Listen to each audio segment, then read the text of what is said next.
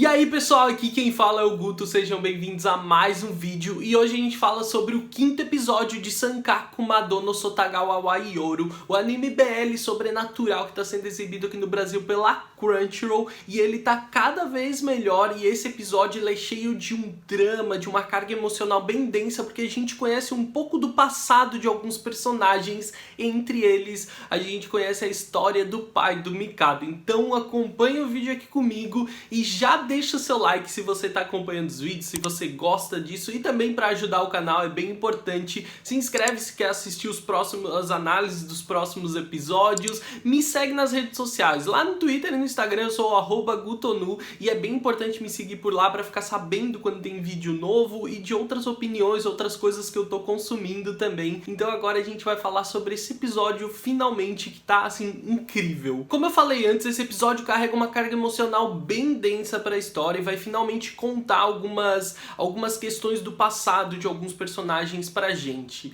Ele começa já com o Hyakawa sem entender por que o Mikado ainda tá brabo e pra quem não lembra, né, o Mikado ele ficou muito irritado com a maneira como o Hyakawa lidava com maldições, como vendo elas inclusive como uma oportunidade de lucro, sabe? Tipo, lançar maldições e depois tirar elas, fazer dinheiro dessa forma, como ele observava isso desse jeito, como aquilo é tão cruel. Então o Mikado tá muito irritado com isso, ele começa a pensar que talvez a melhor maneira de lidar com essa situação seria justamente se afastar e cortar relações direto com Hyakawa, mas ao mesmo tempo ele luta contra essa vontade de se aproximar e de conhecer cada vez mais ele. Então ele tá muito indeciso e inseguro sobre isso, e enquanto ele tá pensando, ele é sequestrado por aquele homem que sempre acompanha a Erika Hyura, aquele cara alto e loiro. Sem muitas informações, ele leva o Mikado para uma mansão, onde ele é recebido de maneira super empolgada pela Erika Hyura, que explica que ele não tá lá para ajudar com nenhum tipo de coisa voltada a maldições,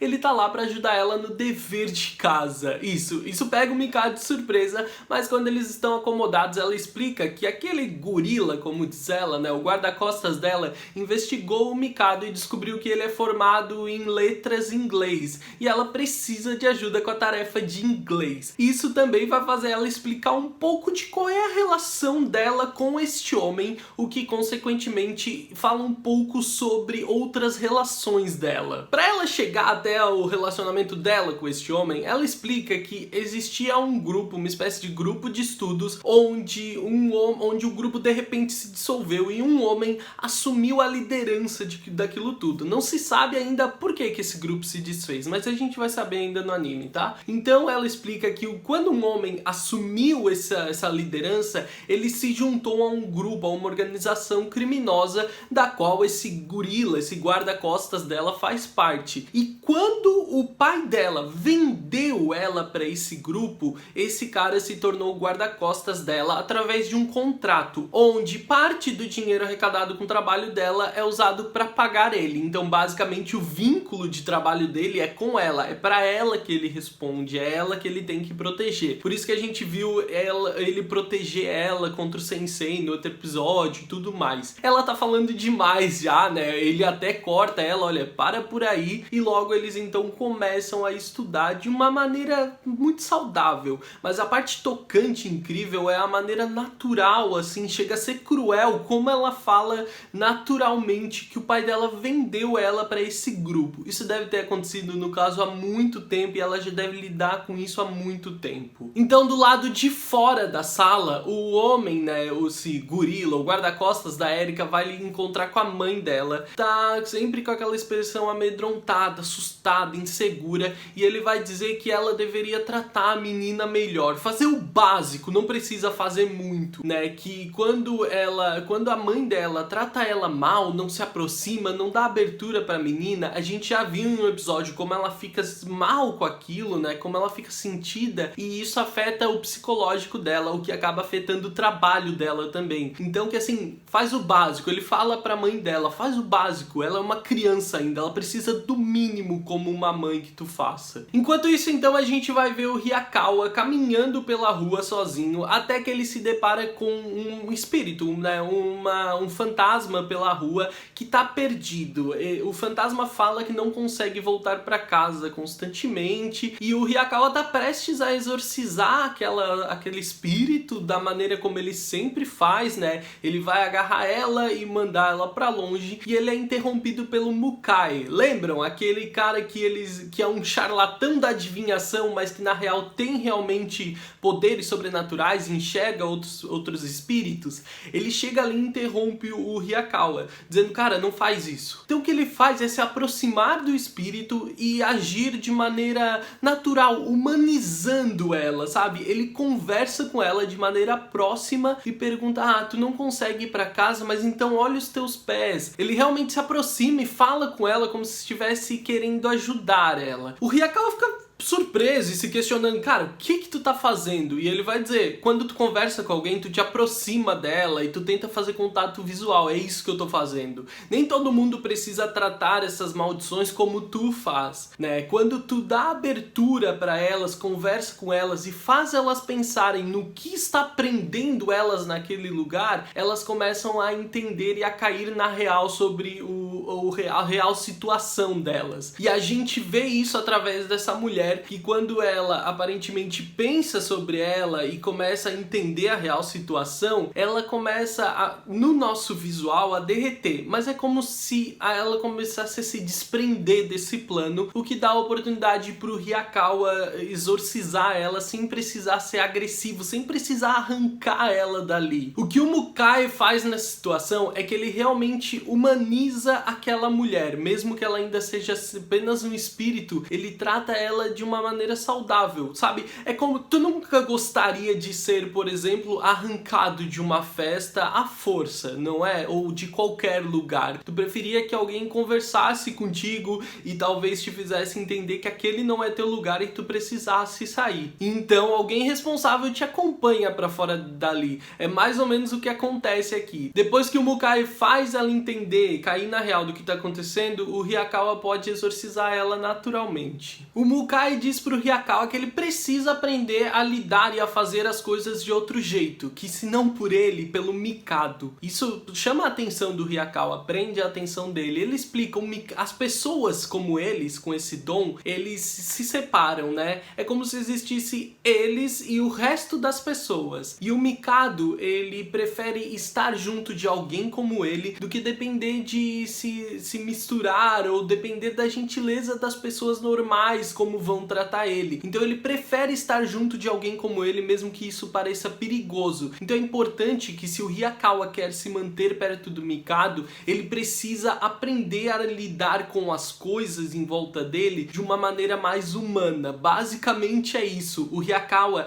esse é a grande coisa que ele precisa aprender ao longo de toda a história, é que ele precisa humanizar as pessoas em volta dele. Nem tudo é só sobre ele, e isso vocês vão entender melhor quando a gente entender um pouco mais a história do Hyakawa. Quando o Mikado e a Erika terminam os estudos e ficam sozinhos, eles conversam sobre outras coisas. Ela diz que ele é muito bom ensinando e deveria ser professor, e ela explica que na época de universidade já tentou, mas ficar sozinho, ficar preso dentro de uma sala com outras pessoas, fazia ele ver outros espíritos, e aquilo dava muito medo pra ele, porque ele não tinha pra onde fugir, ele tava preso dentro da sala, então ele desistiu daquilo. E pergunta como são os poderes da Erika, que não sabe explicar bem, mas que, como segundo o próprio Mikado, às vezes tentar entender e colocar em palavras as coisas que tu não entende bem, ou que tu tá percebendo, pode aprender, te ajudar a lidar com elas. A Erika vai explicar um pouco sobre o passado, como desde criança ela sempre foi muito comunicativa, e ela começou então a ver essas coisas, né,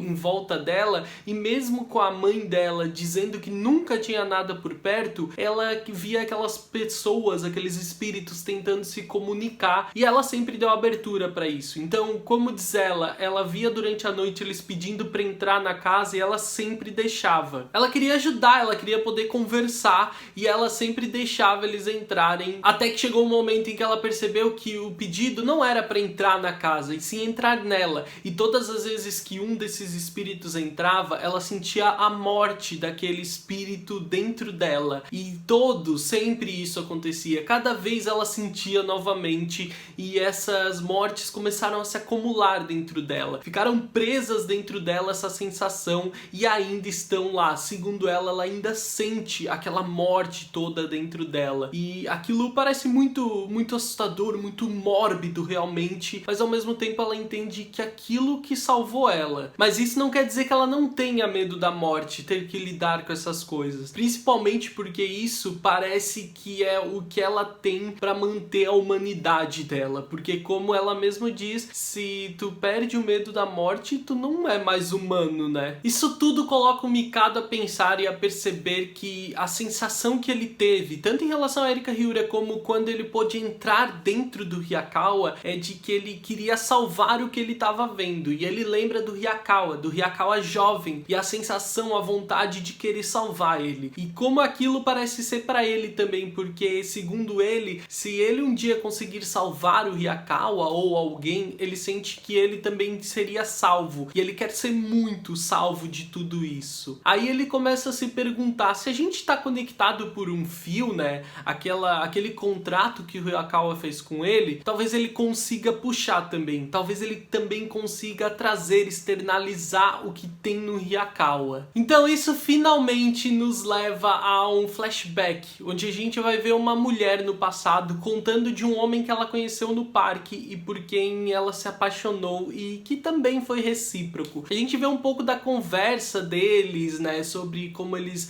se aproximaram. Esse homem bonito, de cabelo longo, franja no rosto e expressão suave, sempre acabou criando esse vínculo, esse amor à primeira vista por ela. Então os dois, depois de se conectarem realmente, ela agora grávida, eles finalmente começam uma vida juntos, uma casa. E uma das coisas que ele fala sobre ela, inclusive, é esse dom que ela tem de afastar as coisas ruins. A gente observa como algum tempo se passa, a gente vê como é a relação deles agora com essa criança que a gente vai reconhecer e é o Mikado.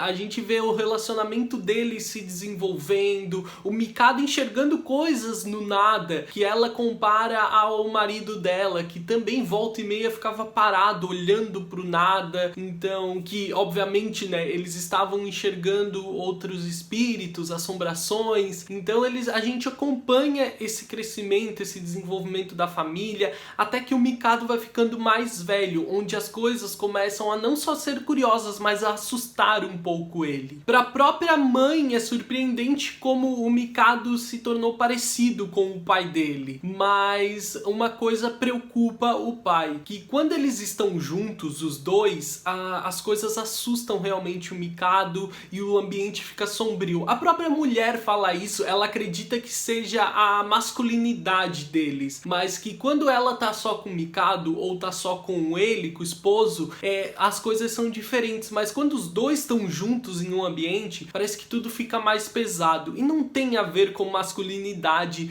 mas sim com as coisas más que ficam em volta deles. Então ele percebe uma coisa, que esse poder que ela tem, ele é grande, mas não é o bastante para lidar com os dois. E que pro bem-estar então da família dele, ele precisa tomar uma atitude um pouco mais drástica e bastante triste. Lembram da história do pai do Mikado que ele contou? Que quando o menino tinha em torno de 4 anos, ele simplesmente foi embora levando tudo que ele tinha de fotos, informações sobre eles, e eles ficaram sem saber praticamente nada. A única lembrança que eles tinham era aquela caixinha de joias que a gente viu no episódio anterior. Sim, isso acaba colocando uma suspeita na gente, né? E se você observar a aparência, aquele sensei, aquele homem que a gente viu anteriormente, que é o cara que ensina a Erika Hyura de tudo, é muito parecido com o pai do Mikado, não é? Pois é, então a gente vai ver como tudo aconteceu, como num dia, de repente, a mãe do Mikado chegou em casa e tudo tinha sido levado. O marido dela não estava mais em casa, não tinha nenhuma foto, nenhuma informação sobre ele e ela simplesmente esqueceu tudo sobre ele. Ela não lembra o nome, ela não lembra a aparência, ela tem noção de que o Mikado é muito parecido com ele, mas ela simplesmente não lembra de nada.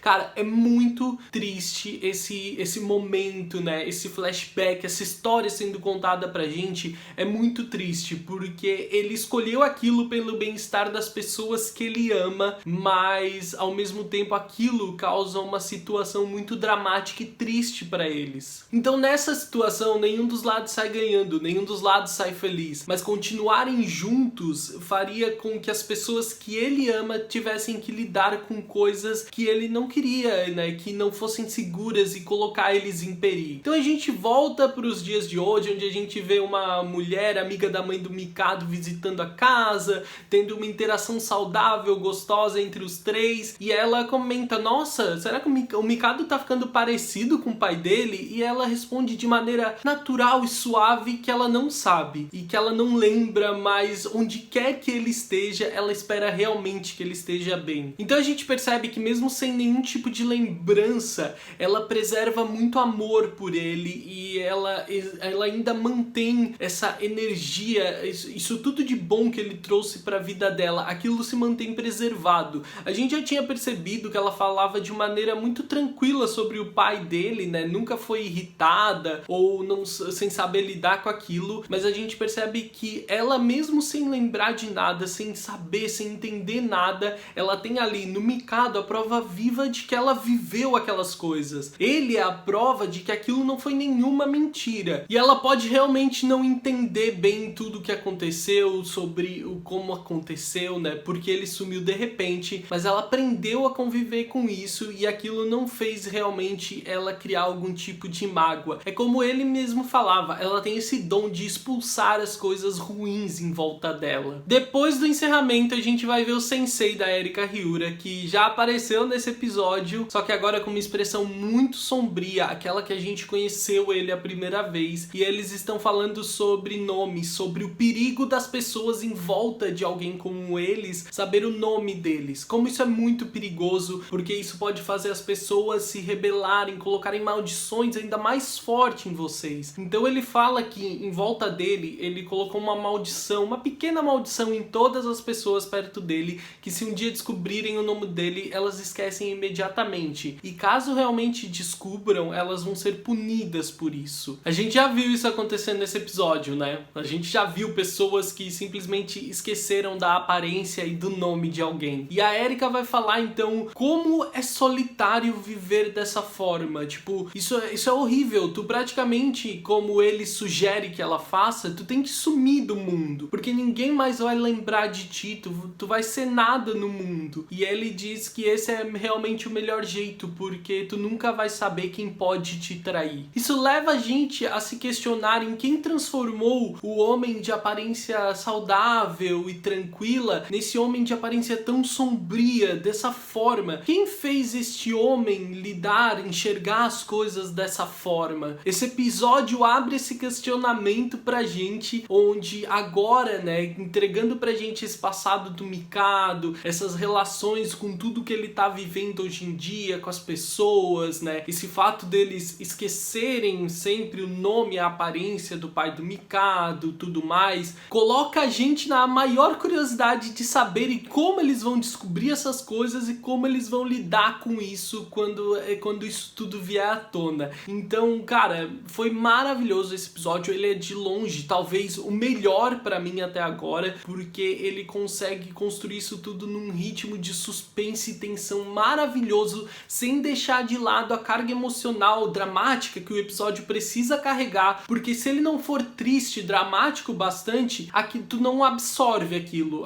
Se ele não fosse triste, dramático como ele foi, tu não ia conseguir receber com o mesmo impacto a história do Mikado, por exemplo, e se questionar sobre a forma como as pessoas estão lidando com isso tudo. Eu espero que vocês tenham gostado do vídeo, dos comentários. Eu fiquei cada vez mais empolgado. Esse episódio só me deixou ainda mais empolgado pro anime. Então não esquece de comentar aí aí tudo que você tá achando. Espero que tenham gostado do vídeo, eu vejo vocês no próximo vídeo. Um grande beijo, tchau, tchau!